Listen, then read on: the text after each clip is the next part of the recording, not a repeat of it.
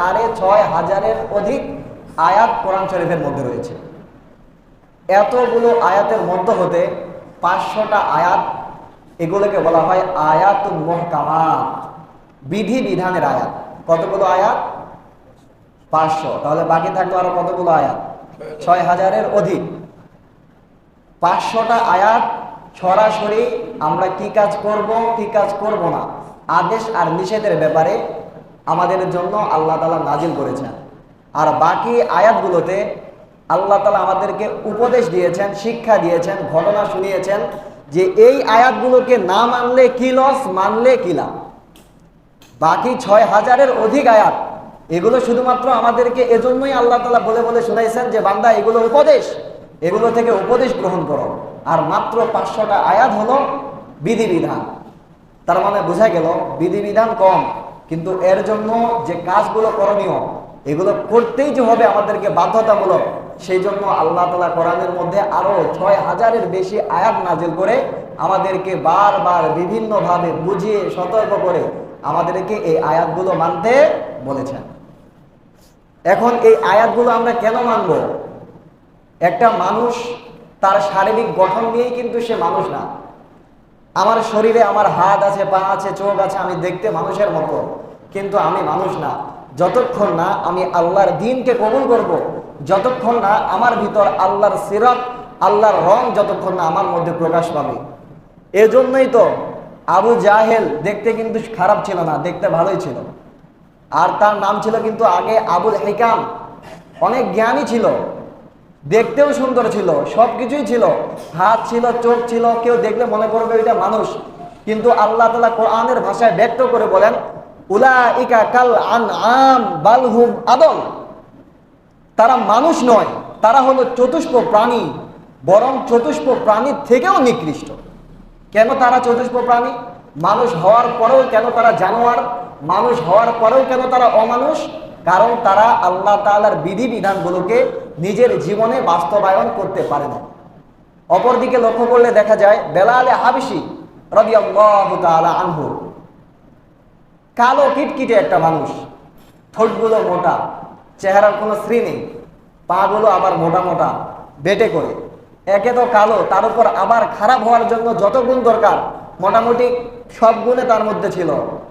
কিন্তু আল্লাহ তাআলার বিধিবিধানগুলোকে জীবনে বাস্তবায়ন করার জন্য আল্লাহ তাআলা তার নামের শেষে লিখে দিয়েছেন রাদিয়াল্লাহু আনহু, আল্লাহ তাআলা তার উপর খুশি। সুবহানাল্লাহ বলতে কষ্ট হচ্ছে নাকি? শুধু তাই নয়, আপনার আমার নবী জনাবে মুহাম্মদুর রাসূলুল্লাহ সাল্লাল্লাহু আলাইহি ওয়াসাল্লাম, জনাবে মুহাম্মদুর রাসূলুল্লাহ সাল্লাল্লাহু আলাইহি ওয়াসাল্লাম মেরাজের রজনীতে যখন জান্নাত এবং জাহান্নামে ভ্রমণ করলেন, জান্নাতের মধ্যে নবী সাল্লাল্লাহু আলাইহি ওয়াসাল্লাম বেলালে হাবশির পায়ের আওয়াজ শুনতে পান। সুবহানাল্লাহ। বেলালের মর্যাদা কেমন? বেলাল চলে দুনিয়াতে, আওয়াজ কোথায় যায়? জান্নাতে। কেন? তার চেহারা সুন্দর এই জন্য? হাত পা গুলো সুন্দর এই জন্য? চেহারাও তো সুন্দর না, হাত পাও সুন্দর না, তাহলে এত মর্যাদা কেন? এত মর্যাদা এই কারণে, কারণ বেলালে হাবশি রাদিয়াল্লাহু তাআলা আনহু আল্লাহর দ্বীনকে মেনে নিয়ে আল্লাহ তাআলার বিধিবিধানকে নিজের জীবনে বাস্তবায়ন করেছে। তাহলে বোঝা গেল যে আমরা মানুষ হলেই আমরা মানুষ হতে পারি না। প্রকৃত অর্থে মানুষ হওয়ার জন্য আল্লাহর বিধিবিধান মানতে হবে। আল্লাহর বিধিবিধান কোরআনের মধ্যে কতগুলো আয়াতে? 500টি আয়াতে। আর বাকি 6,000-এর অধিক আয়াত কি নিয়ে? আমাদেরকে নসিহত নিয়ে, উপদেশ নিয়ে।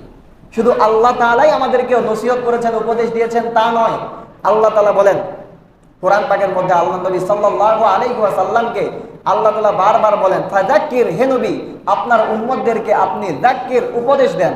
ফাইন্না যিকরা তানফাউল মুমিনিন, কেননা উপদেশ, কেননা নসিহত এটা মানুষের জন্য অনেক উপকারী।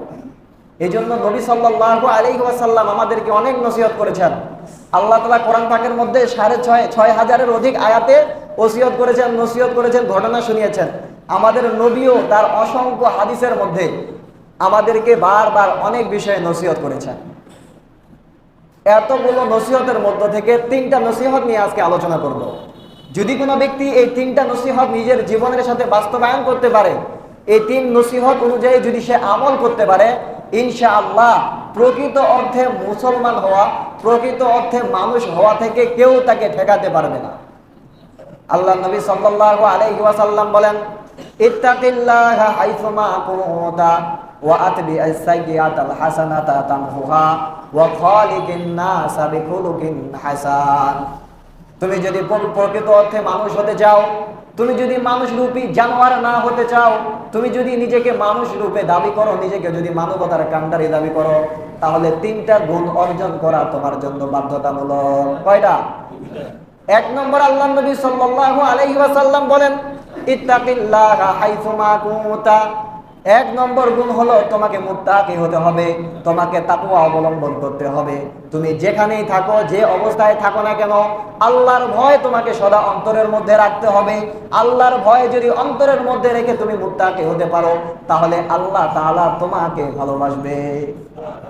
আর যদি আল্লাহ তাআলা কাউকে ভালোবাসেন, হাদিসে কুদসির মধ্যে নবী সাল্লাল্লাহু আলাইহি ওয়াসাল্লাম বলেন, যখন আল্লাহ তাআলা দুনিয়ার কাউকে ভালোবাসেন, আল্লাহ তাআলা জিবরাইল আমিনকে কাছে ডেকে বলেন, ও জিবরাইল, দুনিয়ার অমুক ব্যক্তিকে আমি ভালোবাসি, সুতরাং তুমিও তাকে ভালোবাসো। জিবরাইলকে ভালোবাসার হুকুম দেয়, জিবরাইল আমিন ওই ব্যক্তিকে ভালোবাসে। আর যখন জিবরাইল ওই লোকটাকে ভালোবাসে, জিবরাইল আসমানবাসীর যত ফেরেশতা আছে সমস্ত ফেরেশতাগুলোকে ডাক দিয়ে বলে, হে ফেরেশতারা, তোমরা শুনে রাখো, ওই যে দুনিয়ার মধ্যে অমুক ব্যক্তি বসবাস করে, মহান রব্বুল ইজ্জত আল্লাহ সুবহানাহু ওয়া তাআলা তাকে ভালোবাসে, আমি জিবরাইলও তাকে ভালোবাসি, সুতরাং তোমরাও তাকে ভালোবাসো। পুরা আসমানের যত ফেরেশতা আছে সবাই তখন ভালোবাসা শুরু করে ওই লোককে। যখন আসমানবাসী ভালোবাসে, আসমানবাসী তখন মানুষের মধ্যে এই পৃথিবীবাসীর উপর ঘোষণা করে দেয়, হে পৃথিবীবাসী, তোমরা শুনে রাখো, মহান রব্বুল ইজ্জত আল্লাহ সুবহানাহু ওয়া তাআলা অমুক ব্যক্তিকে ভালোবাসে, জিবরাইল অমুক ব্যক্তিকে ভালোবাসে, আমরা যত আসমানের ফেরেশতা আছি আমরাও অমুক ব্যক্তিকে ভালোবাসি, সুতরাং জমিনবাসী তোমরাও তাকে ভালোবাসো। আল্লাহর তাআলার হুকুমে পুরা জমিনবাসী তখন তাকে ভালোবাসে।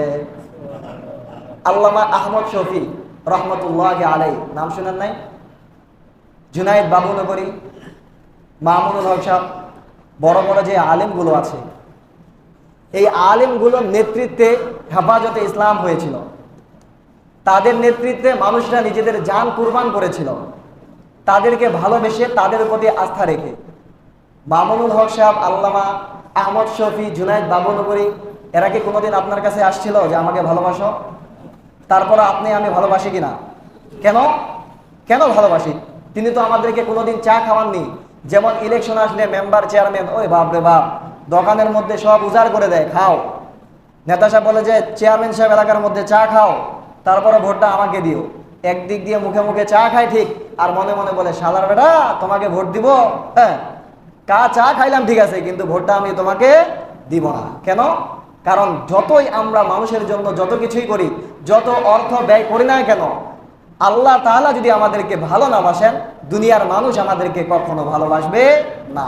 হয়তো আপনি অন্যায়ভাবে, অপরাধের মাধ্যমে, মানুষকে জুলুম করে, মানুষের উপর অত্যাচার করে আপনি নিজে একটা ক্ষমতার মধ্যে গিয়েছেন।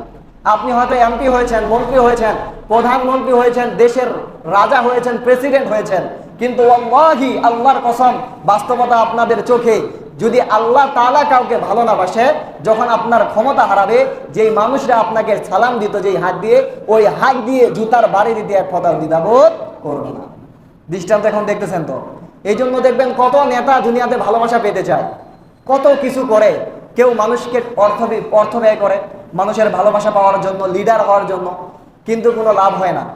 কেউ আবার ক্ষমতার জোর দেখায়, কেউ আবার কি দেখায়? ক্ষমতার জোর দেখিয়ে মানুষের ভালোবাসা পেতে চায়।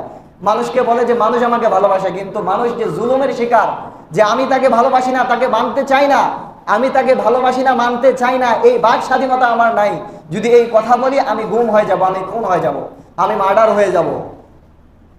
যত কিছুই করুক, মানুষের মুখ যতই বন্ধ করে রাখুক, মানুষের অন্তরের ভালোবাসা যদি কেউ পেতে চায়, আল্লাহর ভালোবাসা আগে পেতে হবে। কার ভালোবাসা পেতে হবে?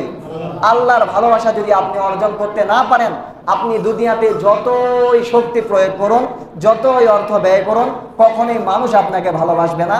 হ্যাঁ, সাময়িকভাবে হয়তো মানুষ আপনাকে ভালোবাসবে, কিন্তু যখন আপনার সেই দাপট, আপনার অর্থ যখন কমে যাবে, ওই মানুষ আপনাকে আর ভালোবাসবে না, আপনাকে লাঞ্ছনা করবে, আপনাকে তিরস্কার করবে। ঠিক না বেঠিক? এই জন্য আল্লাহ তাআলার ভালোবাসা পেতে হলে আল্লাহ তাআলাকে ভয় করতে হবে। কিভাবে ভয় করতে হবে? আল্লাহ নবী বলেন, ইত্তাকিল্লাহা হাইসুমা কুনতা, যেখানেই থাকো, যেই অবস্থায় থাকো, ভয় করো কাকে? আল্লাহ তাআলাকে। কেন? ইন্নাল্লাহা সামিউন বাসীর, আল্লাহ তাআলা হলেন শ্রোতা, আল্লাহ তাআলা হলেন দর্শক, আল্লাহ তাআলা সবকিছুই দেখেন, আল্লাহ তাআলা সবকিছুই শোনেন। আজকে আমাদের আপনাদের চোখের পাওয়ার কতটুকু? আমরা যদি এখান থেকে তাকাই, আমরা কিন্তু পঞ্চগড় দেখতে পাবো না, পাবো? এখান থেকে তাকাইলে কিন্তু আমরা দিনাজপুর দেখতে পাই না। আমাদের মধ্যে এমনও মানুষ বসবাস করে, সামনে থেকে তাকালে মসজিদের পিছন পর্যন্ত দেখতে পায় না, চশমা লাগে, আছে কিনা?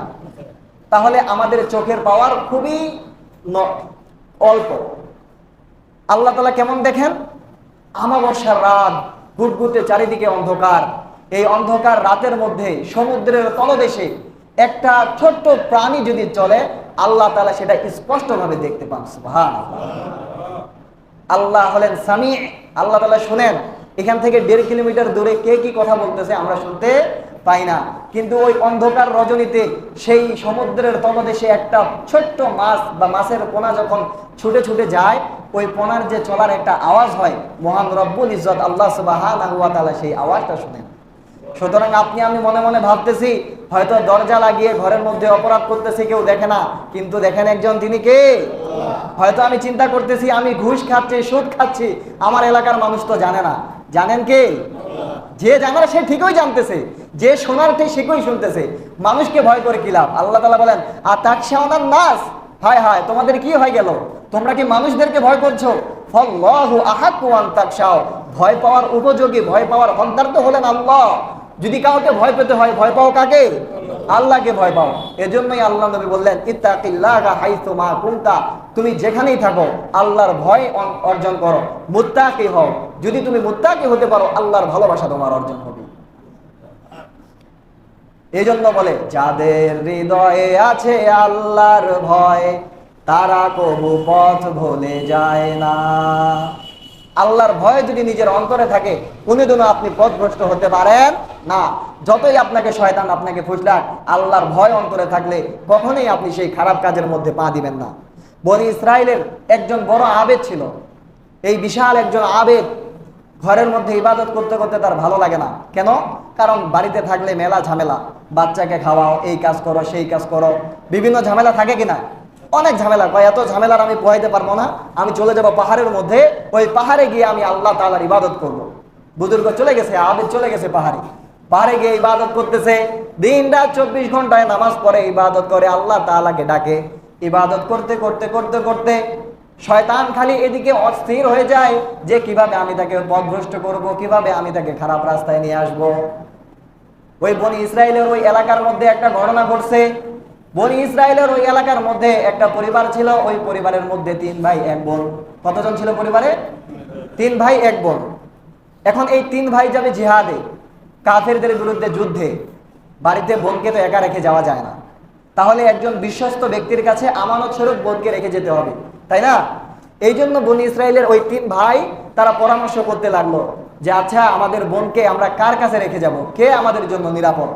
পরে চিন্তা ভাবনা করে সিদ্ধান্ত হলো যে ওই যে পাহাড়ের মধ্যে আবেদ থাকে, তিনি তো সবকিছুই ছেড়ে দিয়েছেন আল্লাহর জন্য, আমার বোনকে যদি আমরা তার কাছে রেখে যাই, তাহলে আমাদের বোন নিরাপদ থাকবে।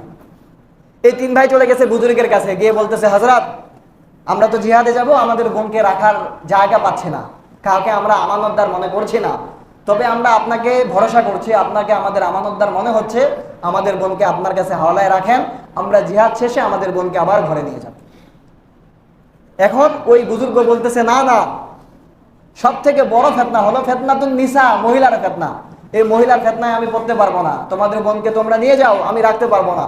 পরে ওই 3 ভাই খুব জোরাজোরি করতেছে, না হুজুর, আপনার কাছে রাখেন, আপনার কাছে না রাখলে আমরা কোথায় রাখবো। একটা পর্যায়ে ওই বুজুর্গ রাজি হয়ে গেল, বলল যে ঠিক আছে, আমার ঘরের ওই যে পাশে দেখা যায় আরেকটা রুম, তোমাদের বোনকে ওই রুমের মধ্যে রেখে দাও, আমি যখন খাবার দাবার রান্না করব, আমার খাবার দাবার থেকে একটা ভাগ আমি এই জায়গায় রেখে যাব, যখন অন্ধকার হয়ে যাবে ওই অন্ধকারের মধ্যে তোমার বোন এসে ওই খাবারটা নিয়ে যাবে, যেন সে আমার দিকেও না তাকায়, আমিও যেন তার দিকে না তাকাই। ওই বুজুর্গের কথা মতো তার বোনকে রেখে গেল পাশের ঘরের মধ্যে। বুজুর্গ ইবাদত করে ঠিকঠাক খাবার দিয়ে আসে, কয়েকদিন অতিবাহিত হয়ে গেল। এদিকে শয়তান খালি ফুসলাতে শুরু করেছে, শয়তান বলে, ও বুজুর্গ, বাড়ি ঘর বউ বাচ্চা সবকিছুই রেখে এসেছো, তোমার কি মনের মধ্যে কোনো চাহিদা নাই? তোমার কি কোনো ইচ্ছা নাই? তুমিও তো একজন পুরুষ, তোমার মনের মধ্যেও তো অনেক চাহিদা আছে। ওই যে বনি ইসরায়েলের 3 ভাই ওর বোনকে রেখে গেছে, ওর বোনটা অনেক সুন্দরী, তুমি চাইলেই তার সাথে খারাপ কাজে লিপ্ত হতে পারো, কেউ দেখবে না, কেউ জানবে না, কেউ শুনবে না, তুমি চাইলে তার সাথে খারাপ কাজ করতে পারো, তোমার মনের আশা তুমি পূরণ করতে পারো। এইভাবে কে ফুসলাইতেছে? শয়তান। এখন একজন বুজুর্গ মানুষ শয়তানের ফুসলানি থেকে আসতেছে না, আস্তে আস্তে ওইভাবে বুঝায় আসে না। একদিন বলতেছে শয়তান, ঠিক আছে, তুমি তো আমার কথা শোনো না, তুমি একদিন নিজে খাবারটা তার কাছে দিয়ে আসো। এই বুজুর্গ ব্যক্তি আগে তো খাবার এক জায়গায় রাখতো, রাত্রিবেলায় নিয়ে যেত, এই খাবার নিয়ে নিজেই চলে গেছে ওই বনি ইসরায়েলের সেই লোকদের বোনের কাছে, যা বলতেছে, এই যে নাও তোমার খাবার। মেয়েটা যখন হাত বাড়িয়ে খাবার নিছে, হাতের দিকে দেখেই আকর্ষণ হয়ে গেছে বুজুর্গের মাথা গরম হয়ে গেছে। আবার ঘরে আসে, নামাজে দাঁড়াইছে, নামাজ পড়তেছে, কিন্তু শয়তান খালি দূর থেকে বারবার বুঝলায়, এই বুজুর্গ, এই সুযোগ যদি হাতছাড়া হয় আর তুমি সুযোগ পাবা না। বুজুর্গ বলতেছে, ঠিক আছে, যেহেতু সুযোগ আর পাওয়া যাবে না, সুযোগও আছে, যাই ওই মহিলার সাথে জেনার কাজ করছে। নাউজুবিল্লাহ। জেনা করার কারণে কিছুদিন পর ওই মেয়েটা গর্ভবতী হয়েছে, সেই মেয়েটার গর্ভের মধ্যে বাচ্চা চলে এসেছে। এখন বুজুর্গ বলতেছে যে ওই 3 ভাই যদি জিহাদ শেষে আমার কাছে আসে আর যদি তার বোনকে চেয়ে যদি দেখে যে আমার বোন গর্ভবতী, তাহলে তো আমাকে আর আস্ত রাখবে না, আমাকে তো হত্যা করে ফেলবে। কি করা যায়? শয়তান বলতেছে, ইন্নী লাকুম নাসিহুন আমিন, কোনো চিন্তা নাই, আমি তো তোমার বন্ধু আছি, তোমাকে পরামর্শ দিব। কে পরামর্শ দিবে? শয়তান। কি বলতেছে? আমি তোমার বন্ধু। শয়তান বন্ধু না শত্রু? তাহলে পরামর্শ দিবে সুপরামর্শ না কুপরামর্শ? একটা কুপরামর্শ দিয়ে জেনার কাজের মধ্যে লিপ্ত করাইছে। এখন তাকে দ্বিতীয় আরেকটা কুমন্ত্রণা দিল, আরেকটা কুপরামর্শ দিয়ে বলতেছে, তোমার একটাই রাস্তা। কি রাস্তা? তুমি ওই বোনকে, ওই মহিলাকে হত্যা করে ওই যে দূরে দেখা যায় একটা গাছ, ওই গাছের নিচে তাকে পুঁতে দাও। শয়তানের কথা শুনে বুজুর্গ বলতেছে, এ ছাড়া তো আমার আর কোনো পথ নাই। শয়তান বলল, যখন ওই 3 ভাই তোমার কাছে আসবে, তুমি বলবে যে তোমার বোন নিজেই চলে গেছে, এখানে থাকে নাই, কই যে চলে গেছে আমি তার হদিস জানি না, তার কোনো খবর আমি জানি না। শয়তানের কথা মতো ওই বুজুর্গ তখন ওই মেয়েকে হত্যা করছে। হত্যা করার পরে গাছের নিচে পুঁতে রাখছে। কিছুদিন যাওয়ার পর জিহাদ শেষে 3 ভাই ফিরে এসেছে বুজুর্গের কাছে, এসে সালাম দিয়ে বলে, হযরত জি, আমাদের বোনকে আপনার কাছে আমানত রেখে গিয়েছিলাম, আমরা এখন জিহাদ থেকে ফিরে এসেছি, আপনাকে অনেক কষ্ট দিয়েছি, আপনার অনেক কষ্ট হয়েছে, আমাদের বোনকে ফিরিয়ে দেন, আমাদের বোনকে নিয়ে আমরা ঘরের মধ্যে যাই। এখন এই বুজুর্গ বলতেছে, তোমাদের বোন তো ছিল, কিন্তু ঘটনাক্রমে সে একদিন চলে গেছে, কোথায় যে গেছে আমি আর জানি না। একজন বুজুর্গ যে বাড়ি ঘরে সবকিছুই ছেড়ে এসেছে, তার এই কথা বিশ্বাসযোগ্য কি বিশ্বাসযোগ্য নয়? আপনারাই বলেন। অবশ্যই বিশ্বাসযোগ্য। 3 ভাই বলতেছে, হায় আল্লাহ, কি হইল? 3 ভাই তখন ওই বুজুর্গের কথা মতো চলে আসতেছে। আগেকার জামানার মধ্যে কিন্তু শয়তান মানুষের রূপ নিত, অনেক রূপ নিয়ে মানুষকে ফুসলাইত। শয়তান তখন ওই 3 ভাইয়ের সামনে উপস্থিত, বলতেছে, এই কই যাও, দাঁড়াও। বুজুর্গ বলছে, আর তোমরা মানে নিছ? ওটা কি বুজুর্গ না, এটা শয়তান। শয়তান কাকে শয়তান বলতেছে? শয়তান বুজুর্গকে বলতেছে যে ও বুজুর্গ না, ওইটা হলো শয়তান। ভাই কেন, কি করেছে? ওই শয়তান বুজুর্গ তোমার বোনকে জেনা করেছে, তোমার বোনকে ধর্ষণ করছে, ধর্ষণ করার পরে হত্যা করে অমুক গাছের নিচে পুঁতে রাখছে। বিশ্বাস না হলে যায় দেখো শয়তানটা কি কাম করেছে। কে বলতেছে? শয়তানে বলতেছে। 3 ভাই তো একবারে জিহাদ থেকে আসছে, যারা জিহাদ করে যুদ্ধ করে তাদের রক্ত ঠান্ডা না গরম? গরম রক্ত। চলে গেছে গায়ে, গাছের নিচে ঘুরে দেখে, হায় রে, আমার বোনকে, কলিজার টুকরা বোনকে, যে বুজুর্গের কাছে আমরা আমানত রেখে গেলাম, সেই বুজুর্গ আমার বোনকে ধর্ষণ করে হত্যা করছে। শয়তান ওই বুজুর্গকে শয়তান বানিয়ে দিয়েছে, তার দ্বারা 3টা খারাপ কাজ করাইছে। কয়টা? 1 নম্বর খারাপ কাজ করাইছে, তার দ্বারা জেনার কাজ করাইছে। আর জেনা সব থেকে বড় কাজ, জেনার মতো খারাপ কাজ আর কোনো কিছু নাই। এই বুজুর্গের দ্বারাই সর্বপ্রথম যে কাজ করাইছে সেটা কি? জেনা। 2 নম্বর হলো মানব হত্যা। এই দুনিয়ার মধ্যে মানব হত্যার মতো নিকৃষ্ট আর কোনো কাজ হতে পারে না। দ্বিতীয়, এই মানব হত্যা কাজ বুজুর্গের দ্বারা কে করাইছে? শয়তান করাইছে। 3 নম্বর যেটা, সেটা হলো মিথ্যা কথা বলা। যখন কোনো ব্যক্তি মিথ্যা কথা বলে, তার দাড়ির মধ্যে ঝুলে থাকা ফেরেশতাগুলো গন্ধে দূরে চলে যায়। আমাদের দাড়ি মোবারকের মধ্যে ফেরেশতারা ঝুলে থাকে, সুবহানাল্লাহ। যখন কোনো ব্যক্তি জবান দিয়ে মিথ্যা কথা বলে, তখন এই জবানের এত দুর্গন্ধ হয়, এই দুর্গন্ধের কারণে ফেরেশতাগুলো আর টিকে থাকতে পারে না, লক্ষ লক্ষ মাইল দূরে ফেরেশতারা দূরে সরে যায়। নাউজুবিল্লাহ। তাহলে 3টা খারাপ কাজ করাইলো, তার দ্বারা জেনার কাজ করাইলো, তার দ্বারা খুনের কাজ করাইলো, তার দ্বারা আবার কি করাইছে? মিথ্যা কাজও করাইছে। কেন? কারণ এই বুজুর্গ, যতই সে বুজুর্গ হোক, তার মধ্যে এলেম কালাম ছিল না। এলেম না থাকার কারণে, আল্লাহর ভয় না থাকার কারণে, এই বুজুর্গ খারাপ পথে যেতে তার সময় লাগে নাই। এই জন্য দুনিয়াতে যদি মানুষ আল্লাহকে ভয় করে, আল্লাহকে ভয় করতে পারলে আর কোনো কিছুই নাই। সুখে দুঃখে সর্বাবস্থায়, গোপনে প্রকাশ্যে সব অবস্থায় যদি আমরা আল্লাহকে ভয় করতে পারি, তাহলে ইনশাআল্লাহ বোঝা যাবে যে আমরা আল্লাহকে ভয় করি। আর আল্লাহকে যদি আমরা ভয় করতে পারি, তাহলে আমাদের দ্বারা গুনার কাজ কখনো সম্ভব নয়। এজন্য তো গজলের মধ্যে বলা হয়েছে, যাদের হৃদয়ে আছে আল্লাহর ভয়, তারা কবু পথ ভুলে যায় না। আল্লাহর প্রেম ছাড়া এই দুনিয়ায় কারো কাছে কোনো কিছু রয় চাই না। এই জন্য দুনিয়াতে যদি কোনো কিছু চাওয়ার থাকে, সেটা চাইবো আল্লাহর ভালোবাসা। কার ভালোবাসা? আল্লাহর ভালোবাসা। আর যদি দুনিয়াতে ভয় করতে হয়, ভয় করব কাকে? আল্লাহকে ভয় করব। আল্লাহকে যদি ভয় না করি, যদি নিজেকেই নিজে দাবি করি যে হ্যাঁ হামচুমান ডং করে নিস, আমার মতো আর কে আছে, আমাকে ক্ষমতা থেকে কে নামাতে পারবে? আজকে পৃথিবীর ইতিহাসের মধ্যে বিরল, একই দেশের পার্লামেন্টের ৩০০ জন মেম্বার একত্রে পলাতক পৃথিবীর কোনো জায়গায় নাই, বাংলাদেশের মধ্যে করছে। যখন এই আওয়ামী লীগ সরকারের পতন হয়েছে, সাথে সাথে ৩০০ জন পার্লামেন্টের মেম্বার একসাথে উধাও। বাংলাদেশের কোনো জায়গায় পাওয়া যাচ্ছে না, সবাই পলাতক। পৃথিবীর কোনো ইতিহাসের মধ্যে নাই। পৃথিবীতে সব জায়গায় কিন্তু বর্তমান পুলিশ বাহিনী আছে, পুলিশ নামটা সব জায়গায় আছে। কিন্তু বাংলাদেশের ইতিহাসের মধ্যে বিরল, পৃথিবীর ইতিহাসের মধ্যে বিরল যে পুলিশ জনগণের কাছে আশ্রয় চায়। কেন? এটা কেন ঘটছে? কারণ তারা ক্ষমতার বাহাদুরি দেখিয়ে, ক্ষমতার অহংকার দেখিয়ে মানুষ হত্যা করে, মিথ্যা কথা বলে, ধর্ষণ করে, খুন করে নিজেদেরকে মানুষের কাছে ভালোবাসার পাত্র হয়েছে। নিজেরা মনে করেছে আহারে আমাকে কত সুন্দর ফুলের মালা দিচ্ছে, আমাকে কত সুন্দর আপ্যায়ন করতেছে, আমাকে সার সার বস বস বলতেছে। কিন্তু যখন ক্ষমতাও হারাইছে, জুতার মালা দিতে, জুতার থাপ্পড় দিতে বিন্দু পরিমাণ দেরি করে নাই। এই জন্য মানুষের ভালোবাসা পেতে হলে, নেতা হতে হলে, সমাজের মধ্যে সব থেকে ভালো হতে হলে আল্লাহকে ভয় করতে হবে। আল্লাহকে ভয় করে আল্লাহর ভালোবাসা অর্জন করতে হবে। আল্লাহ তাআলার ভালোবাসা যদি আমরা অর্জন করতে পারি, দুনিয়ার মানুষ ভালোবাসবে। আর যখন দুনিয়ার মানুষ ভালোবাসবে, তখন দুনিয়ার মানুষের জন্য নেক কাজ করা, ভালো কাজ করা আমার দ্বারা সম্ভব হবে। আর যদি আমি অন্যায়ভাবে নিজেকে ক্ষমতায় রাখতে চাই, তাহলে আমার দ্বারাই মানুষ হত্যা ছাড়া আর কোনো উপায় নাই। এই জন্য আমরা সবসময় কোন কাজে থাকবো? ভালো কাজে থাকবো, খারাপ কাজে থাকবো না ইনশাআল্লাহ। আল্লাহ তাআলা আমাদেরকে তৌফিক দান করুন। সবাই বলি আল্লাহুম্মা আমিন। ওয়া আখির দাওয়ানা আনিল